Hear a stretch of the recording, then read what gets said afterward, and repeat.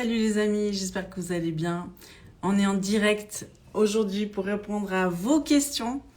Donc c'est un live un peu spécial École des femmes, mais bien sûr que toutes celles qui veulent nous rejoindre sont les bienvenues. Donc bienvenue à Christina, à Lucille, bienvenue Coco.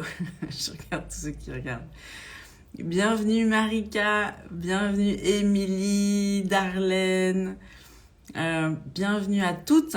Je me réjouis d'avoir toutes ces femmes qui vont écouter les différentes questions. Bienvenue Christelle. Bienvenue. J'espère que vous allez bien dans cette qui ont commencé leurs vacances. Bienvenue dans les vacances. Et vous récupérez tous vos enfants. Quelle grâce. Donc sans plus attendre, on va répondre aux différentes questions qui m'ont été posées. Donc la dernière session de l'école des femmes, on a parlé de tout ce qui concerne les pertes de grossesse volontaires ou non. Et puis il y a plusieurs questions qui m'ont été posées. Et donc je vais y répondre. Et puis j'aimerais vous dire aussi, parce que souvent on me dit, est-ce qu'on peut encore s'inscrire à l'école des femmes ? Est-ce que vous allez en faire une autre ? Donc oui, on va faire une autre école des femmes. Je pense qu'on va en faire une par année. Mais ce sera en janvier 2025. Donc il faudra être un peu patiente, mais vous pouvez vous réjouir de la prochaine session qu'on aura. Et puis celles qui suivent aujourd'hui la session de l'école des femmes, vous n'hésiterez pas à dire à vos copines, à vos mamans, à vos sœurs, je ne sais qui, d'en profiter. Alors, première question, les filles, vous êtes prêtes ? C'est que faire quand la contraception est proposée à cause d'une endométriose ? Alors, l'endométriose, c'est une problématique au niveau de l'utérus. Et puis, c'est sûr que moi, on a parlé avec ma gynécologue préférée, qui était l'invitée de l'école des femmes. On a discuté ensemble de la pilule, de ses effets. La connexion, j'espère qu'elle est là. Donc, ça agit dans mon corps. Est-ce que ça agit sur l'ovulation ? Si ça agit sur l'ovulation, c'est pas abortif. Mais si ça agit sur la nidation, c'est-à-dire qu'il y a déjà eu fécondation, et puis on va empêcher l'œuf en fait de prendre place, de trouver son nid, on va dire, dans l'utérus. Et puis ça c'est l'action qui empêche la nidation, elle est abortive. Donc quand on veut savoir si la contraception qu'on utilise est éthique ou pilule, ça dépend quel genre de pilules sont plus ou moins abortives. C'est difficile à dire, donc en fait si on veut vraiment s'assurer que ça l'est, il vaut mieux ne pas utiliser la pilule, mais ça c'est si on a des relations sexuelles. Et puis sans compter que vous ingérez en fait beaucoup d'hormones en fait dans votre vie quand vous prenez la pilule toute votre vie. Et ça, effectivement, c'est pas très sain pour le corps. Il y a différents effets secondaires. On a vu notamment au niveau de la libido aussi, pas juste au niveau physique, notre libido. Donc ça, c'est important de le savoir. Ça influence notre poids aussi, ça influence différentes choses. Mais quand on a des problématiques, à des problématiques comme par exemple l'endométriose, si votre gynécologue vous le prescrit pour cette problématique, c'est comme si votre médecin vous pose la question de je ne veux pas avoir d'enfant, c'est une question de prendre un médicament pour une maladie. Donc c'est différent. Et puis aussi, la gynécologue qu'on a invitée la dernière fois, elle nous avait aussi parlé des ménopauses précoces. Donc c'est aussi important de comprendre que si on a une ménopause très tôt dans la vie d'une femme, on va manquer d'hormones rapidement et ça va créer notamment des problèmes d'ostéoporose. Donc dans ce cas-là, c'est important de prendre un supplément d'hormones, donc de prendre la pilule pour ces cas exceptionnels, de ménopause très précoce, genre 35 ans, ça peut être utile pendant un certain temps. Mais ça, c'est un peu des cas exceptionnels, on va dire. Donc voilà, j'espère que je réponds à la question, mais c'est des questions importantes. Deuxième question. Quel est votre positionnement sur l'inscription de l'IVG dans la Constitution française ? Alors là, la question, les amis. Donc, je dirais juste que quand on a des valeurs chrétiennes, quand on est chrétien en fait, quand on dit qu'on est chrétien, forcément on a des valeurs chrétiennes. Et puis la base de nos valeurs, en fait, c'est les 10 commandements. C'est aussi simple que ça. Après, bien sûr, il y a Jésus qui qui nous couvre de sa grâce, mais la grâce qui nous communique, elle n'est pas là pour nous permettre de pécher, elle est là pour nous donner la force de ne pas pécher. Donc ça c'est Paul qui parle, vous lirez les évangiles. Toutes les évangiles sur la grâce, c'est une question très importante en fait à comprendre. Donc dans les 10 commandements, il y a un des commandements qui dit tu ne tueras point, tu ne mettras pas fin à la vie de quelqu'un de manière intentionnelle, parce que des fois on peut le faire de manière non intentionnelle, mais tu ne le feras pas de manière intentionnelle. Donc c'est sûr que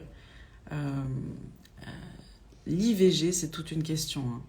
Ça demande vraiment un sacré renouvellement de l'intelligence pour comprendre en fait que nous sommes des trésors du ciel. Tous les êtres humains, on a été créés à l'image de Dieu et on est les trésors du ciel. On sort du cœur du Père et on a été envoyé dans une matrice, la matrice d'une femme. Ça, c'est au niveau spirituel, si on peut dire ça comme ça. Parce qu'au niveau physiologique, mais il y a la semence de l'homme qui doit rencontrer l'ovule de la femme qui est à l'intérieur de son utérus pour créer la vie. Mais notre vie, elle existe dès la fondation du monde.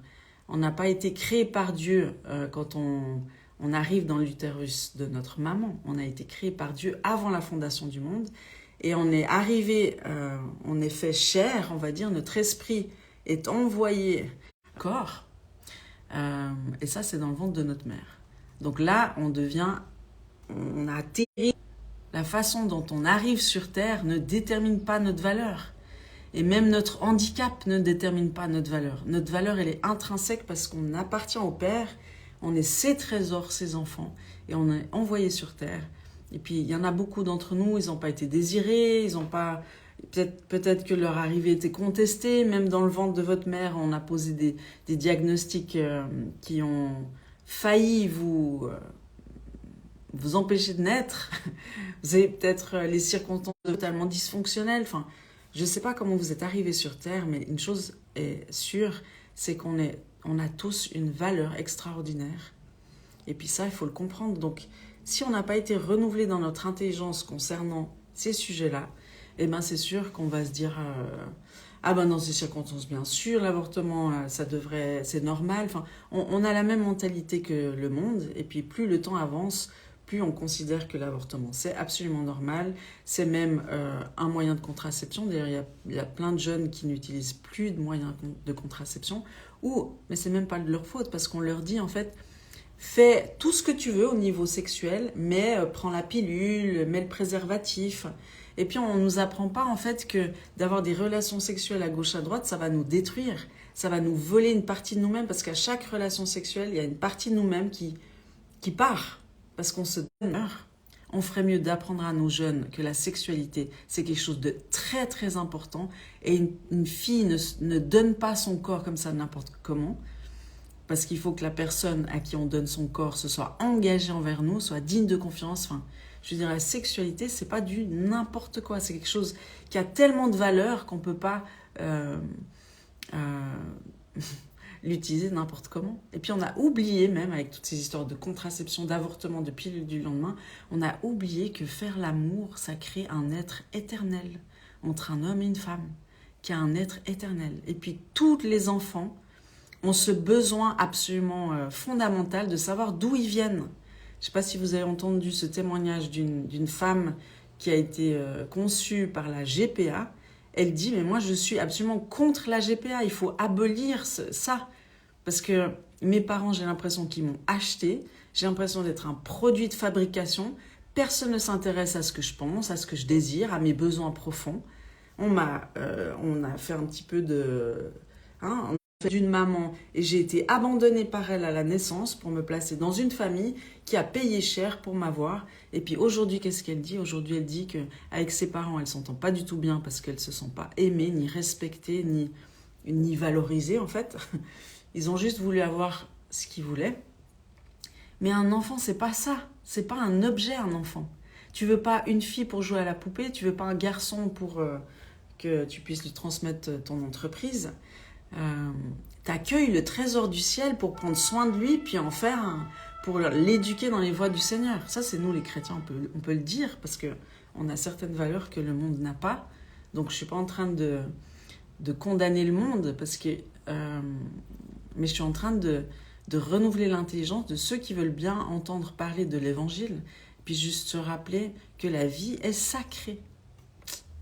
La vie est sacrée. Peut-on le dire encore aujourd'hui? Donc j'espère que ça résume en fait l'inscription de l'IVG dans la Constitution française, c'est grave. Mais déjà dans la loi c'est grave, mais dans la Constitution française, ben on est en train de... Il y a un décret qui est posé sur la France, et puis si nous, les chrétiens, on ne se réveille pas pour accueillir toutes ces femmes en crise de grossesse, parce qu'on ne peut pas juste dire « ça c'est mal ». Déjà, il faut se rappeler que quand Dieu donne ses lois, c'est pour notre bien, c'est parce qu'il nous aime. C'est comme un parent qui dit « touche pas à cette plaque brûlante, mon fils, parce que tu vas te brûler ». Ça, c'est un bon papa qui donne ses lois et ses commandements, c'est parce qu'il nous aime. Et puis si Dieu dit bah, « ça c'est mal », c'est parce que ça va nous faire mal. C'est par amour que Dieu donne ses lois et ses commandements. Donc il faut déjà le comprendre. Mais nous, en tant que chrétiens, quand on n'est pas là pour juger et condamner, on est là déjà pour se rendre compte, ben ça fait mal. Et maintenant, moi, comment est-ce que je peux aider toutes ces femmes qu'on a trompées au final? On ne leur a pas dit toute la vérité, on ne les a pas écoutées, on ne les a pas aidées à prendre une décision en toute connaissance de cause. Parce que pour prendre une décision, c'est sûr que chaque femme a le droit, a la liberté de prendre sa propre décision, ça c'est sûr. Mais encore faut-il qu'elle puisse la prendre en toute connaissance de cause. Parce que là, les femmes, elles ne prennent pas la décision de l'IVG en toute connaissance de cause du tout. On ne leur présente jamais d'alternative. On leur propose ni d'aide, ni rien du tout, ni avant, ni après leur crise de grossesse. Donc ça, c'est le problème. Et puis nous, en tant que chrétiens, on doit se lever pour être une réponse à toutes ces problématiques-là. Et on n'est pas là pour juger, on est là pour amener des réponses et pour accueillir toutes ces femmes qui ont vécu des IVG, des fausses couches et toutes ces choses-là. Donc voilà, j'espère que je réponds à votre question. Et puis après, la question qui suit, je suis sur le point de vous répondre. Proposez-vous un accompagnement post-IVG ou fausse couche? Ben oui, justement. Donc comme on a compris qu'un chrétien, il doit se lever puis amener des solutions et il n'est pas là pour condamner, mais pour parler en vérité, par contre. On est là pour avertir, puis dire, ben là, voilà, si tu prends cette décision, il y aura telle conséquence. Si tu prends cette décision, il y aura telle conséquence. Voilà les options qui s'ouvrent à toi. Maintenant, choisis en toute connaissance de cause. Donc, bien sûr que la réponse, moi, si je parle sur ces sujets, c'est parce que je suis active sur ces sujets et j'espère que l'Église va se réveiller, l'Église avec un grand E, pour avoir en son sein des formations pour renouveler l'intelligence sur ces questions-là, la sacralité de la vie, les pertes de grossesse volontaires ou non, comment ça fonctionne, qu'est-ce que Dieu en dit, comment est-ce qu'on peut aider les autres. Et donc il y a les formations Zoa, notamment Zoa, la formation Zoa module 1, ça vous la trouvez sur esaïe61.fr où il y a plein de parcours thérapeutiques et il y a plein de formations. Et la formation Zoa va vous renouveler votre intelligence sur les pertes de grossesse volontaires ou non, sur les questions d'IVG, d'IMG, de fausses couches, de comment a évolué la loi, enfin toutes sortes de choses et comment aider des femmes notamment. Ça va vous donner des outils pour chacun, parce que tous les chrétiens devraient être des potentiels agents qui aident une personne en crise de grossesse à prendre une décision en toute connaissance de cause. On n'est pas là pour contrôler, pour convaincre à tout prix, mais on est là pour proposer un chemin de vie, alors que le monde ne le propose pas. Et puis après, c'est la personne qui décide. Mais une fois qu'elle a déjà décidé, ou après pour la fausse couche, ça c'est des choses qui arrivent, notamment très souvent. Donc pour l'instant, il y a la formation Zoa basique que vous pouvez avoir sur esaïe61.fr. Ça c'est pour le renouvellement de l'intelligence. Et puis après, on a des suivis de groupe Zoa pour les IVG, pour les fausses couches, pour les pertes d'enfants jeunes. Et puis ça, c'est sur place à Annecy et on le fait 2 fois par année. Donc, il faut regarder sur notre site internet du Gospel Center Annecy, plusieurs fois dans l'année. Et puis, il faut faire une demande spécifique. Et puis, on a sur notre plateforme esaïe61.fr, on a aujourd'hui un parcours perte de grossesse volontaire. Donc ça, vous pouvez le suivre toute seule chez vous. Et puis, j'aimerais bien d'ailleurs avoir un retour pour savoir comment vous avez pu être aidé, quel niveau de guérison vous avez pu trouver, mais en tout cas, il y a une telle demande, en fait, le besoin est tellement grand qu'on a été poussé à créer ce parcours thérapeutique pour vous, les femmes en particulier. Vous pouvez le trouver aujourd'hui, il vient de sortir. Et puis on va en développer d'autres. Il y a un parcours pour les couples qui va venir parce que toutes ces pertes de grossesse mettent à mal le couple. Et donc le couple a besoin de suivi, a besoin d'aide pour ces sujets-là parce que c'est toujours un drame dans la vie d'un couple. Donc, je continue les questions, ça va? J'espère que vous allez bien. Vous suivez le fil. Est-ce qu'on peut être sûr que nos enfants vont vers Jésus une fois qu'ils sont perdus en fausse couche ou j'imagine aussi IVG, IMG, quand on a une perte d'enfants, est-ce qu'on peut être sûr qu'ils vont vers Jésus? Parce que j'ai entendu qu'ils sont comme sacrifiés à Moloch. Alors, je vous explique le concept. Dans l'Ancien Testament, le peuple juif était tombé dans l'idolâtrie. D'ailleurs, plusieurs fois, on voit que c'est toujours une question. Et puis je regarde un Deutéronome, dans le livre de Deutéronome 18, Deutéronome 18, 10, vous pouvez regarder avec moi. Et puis il y a cette fameuse parole de Dieu qui parle au peuple d'Israël quand ils sont sur le point de rentrer dans la terre promise à Canaan. Et puis c'est écrit, Deutéronome 18, 10, qu'on ne trouve chez toi personne qui fasse passer son fils ou sa fille par le feu, personne qui exerce le métier de devin, d'astrologue, tout ça, non. Et puis, on continue à lire. Et en fait, c'est Dieu qui met en garde contre toutes les pratiques occultes, mais notamment faire passer son fils et sa fille par le feu. Donc, c'était une pratique très répandue. Et puis, le peuple d'Israël commençait en fait, c'était la pratique des Cananéens. Et donc, Dieu avertit le peuple d'Israël avant de rentrer à Canaan. Et dit, si vous faites ce que le peuple de Canaan fait, toute cette idolâtrie, eh ben il y aura des conséquences. Et puis je serai obligé de me retirer de vous. Donc attention, attention. Dieu avertit. Donc cette pratique de faire passer son fils ou sa fille par le feu, ben, c'était sacrifier ses enfants. Et puis Moloch, en fait, c'était une espèce de grosse statue. C'était un dieu. Hein. C'était une grosse statue comme ça, qui tenait ses deux mains comme ça. Et puis au milieu de ses deux mains, il y avait... tout pour faire un feu. Et puis là, on posait ces enfants, souvent ces premiers-nés, dans ce feu, et puis ils étaient sacrifiés à ce dieu Moloch. Donc ça, c'était une pratique très commune dans ce peuple idolâtre, justement. Et puis, on le faisait pour avoir la prospérité, pour avoir encore plus de fertilité, pour toutes sortes de raisons. Hein. Et puis, donc voilà. Donc, on peut dire que c'est sacrifier ses enfants. C'est ce qui...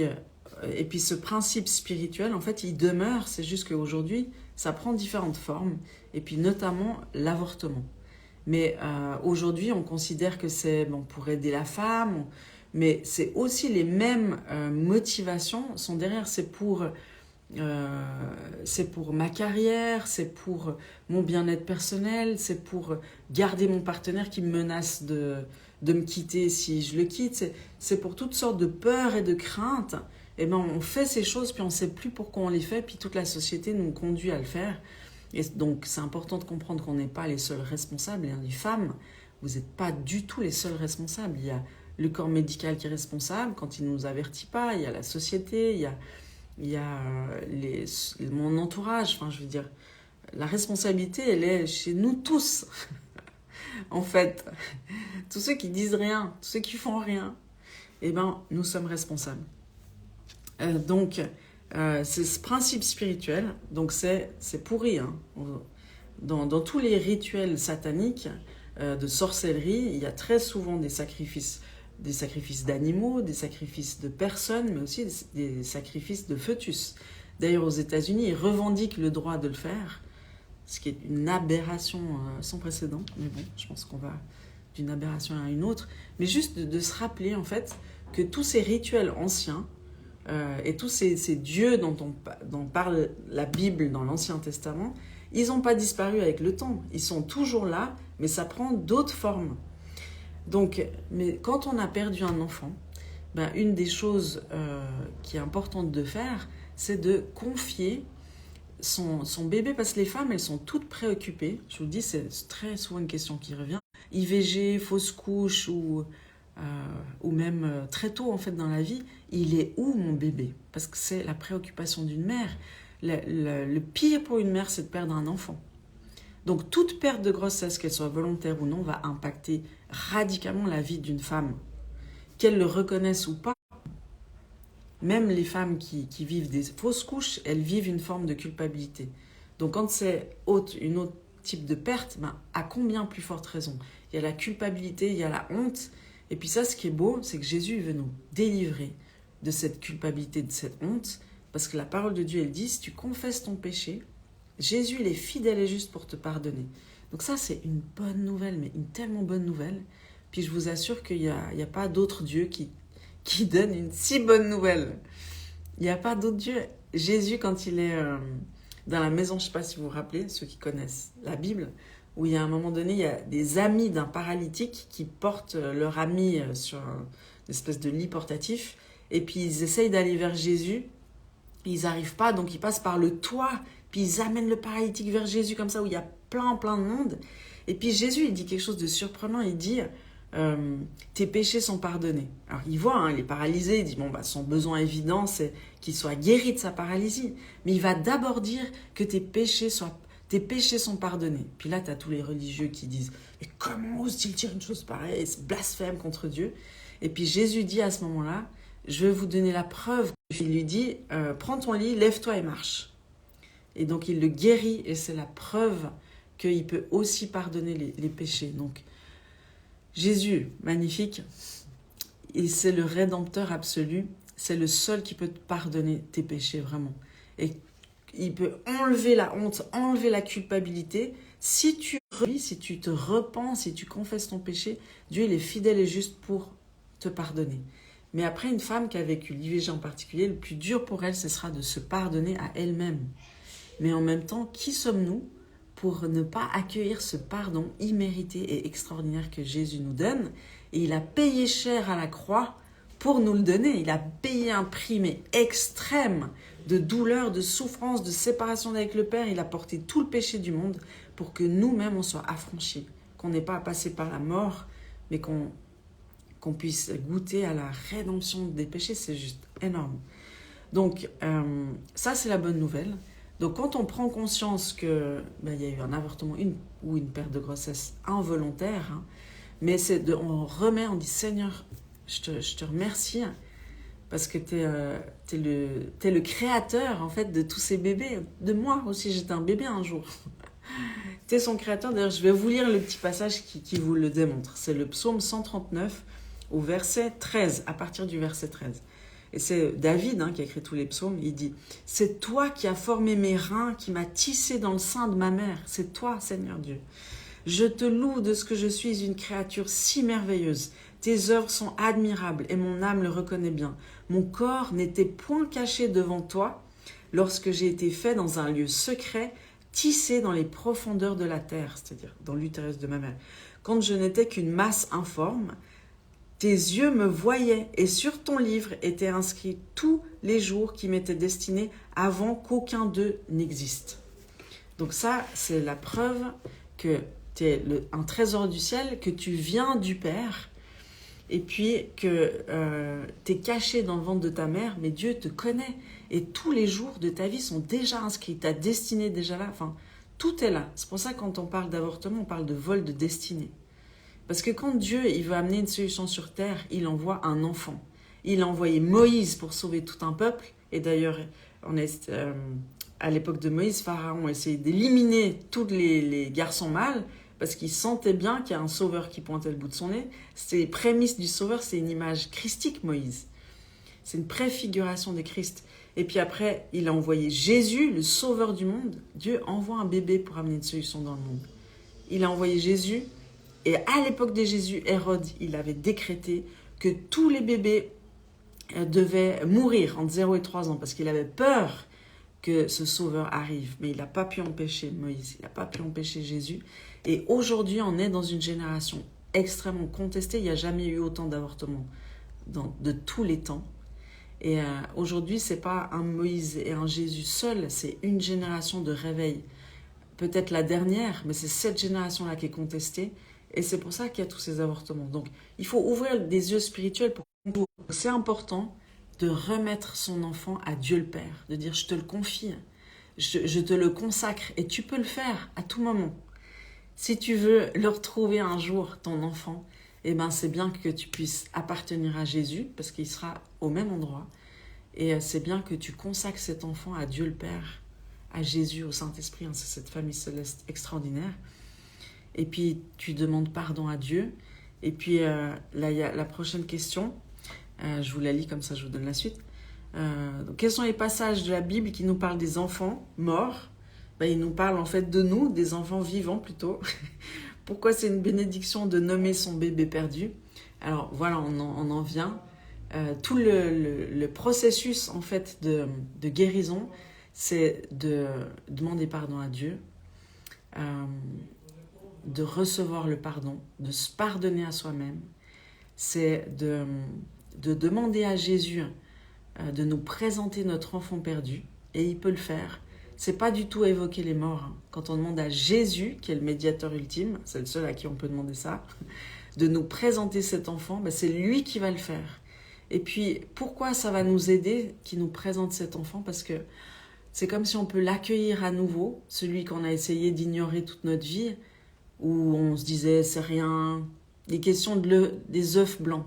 Quand on fait une fausse couche, on dit y a rien, c'était un œuf blanc, c'était un œuf clair.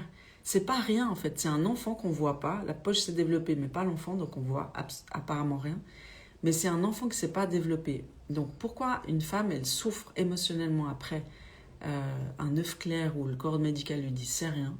Et c'est parce qu'il y a quelqu'un, il n'y a pas rien. Et puis elle aussi, elle peut demander à Dieu. Et puis aussi, je parle pas de tout, hein, mais quand on a utilisé la contraception d'urgence, la pilule du lendemain, parfois il y a un enfant. Donc quand on a un doute, quand on sent, parce qu'en général on a une maman, elle a tous ses enfants dans son corps marqués. Donc tu sais à l'intérieur de toi, dans ta conscience profonde, tu sais qu'il y a eu peut-être un truc. Mais si tu oses poser la question à Jésus, il va te dire, il va te présenter ton enfant et tu verras si c'est un garçon ou une fille, tu verras à quoi il ressemble, tu verras sa personnalité. Et puis là, tu vas commencer à l'aimer, tu vas commencer à te réconcilier avec lui. Il peut te donner aussi le prénom, puis tu verras que la signification du prénom qu'il donne, ça parle de cet enfant, c'est juste magnifique, merveilleux. Et pourquoi ça crée la guérison de nommer son enfant? C'est parce qu'on reconnaît la préciosité de la vie, c'est parce qu'on reconnaît que c'est un trésor du ciel. Et Dieu, il nous appelle par notre nom, parce qu'il nous valorise.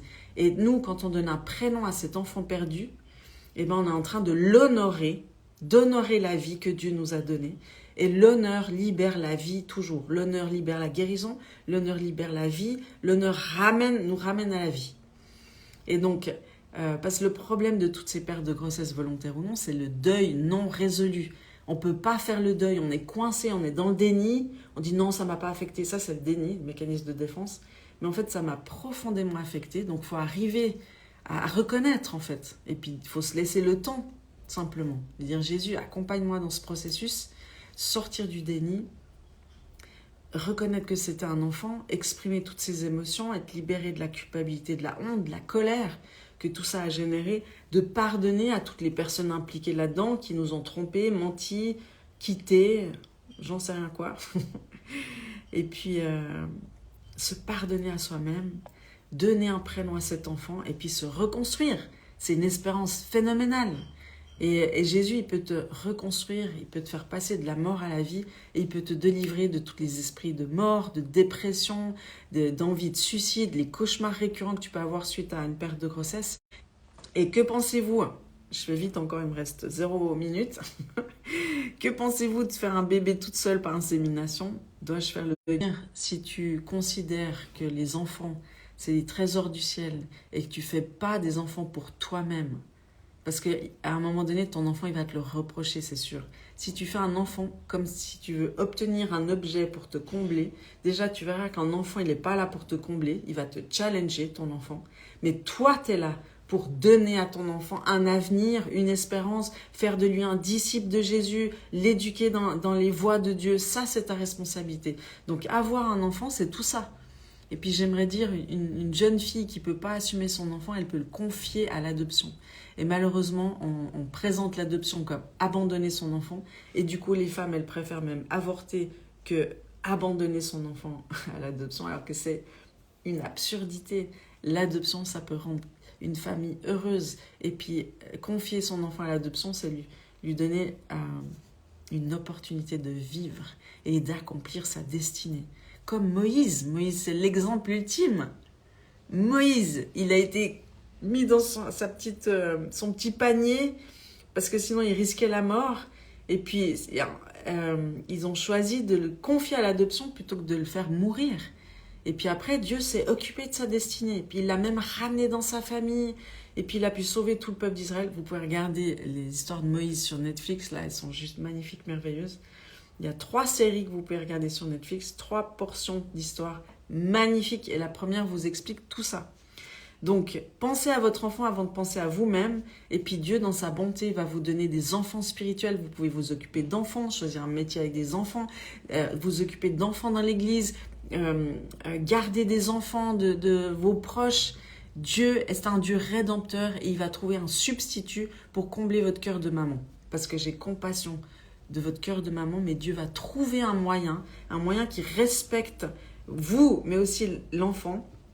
Donc voilà, je crois que j'ai répondu à la question.